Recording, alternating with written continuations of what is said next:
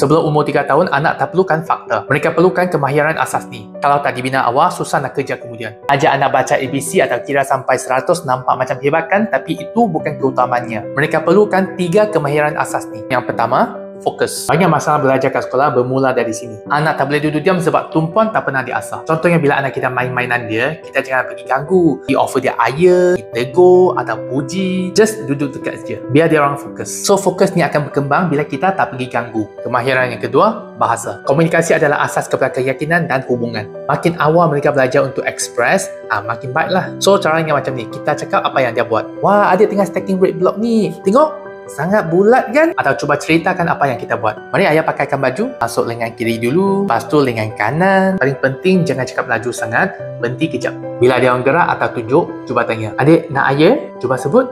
Nak air. Itu cara mereka kaitkan perkataan dengan keperluan. Lama-kelamaan, bahasa mereka akan naik sendiri. Kemahiran ketiga, keyakinan. Anak yang yakin akan cuba lebih, belajar lebih. Cara nak bina tu ada 2, iaitu kebebasan fizikal seperti panjat tangga, bagi mereka pegang cawan sendiri, dan keselamatan emosi. Seperti bila dia tahu mak ayah ada, dia akan rasa selamat nak cuba benda yang baru. Keyakinan ni bukan ada sejak lahir, tapi terbina dari momen kerja setiap hari. So fokus pada real world skill sebab tu yang bantu anak berjaya pada hari kemudian. Itu dia.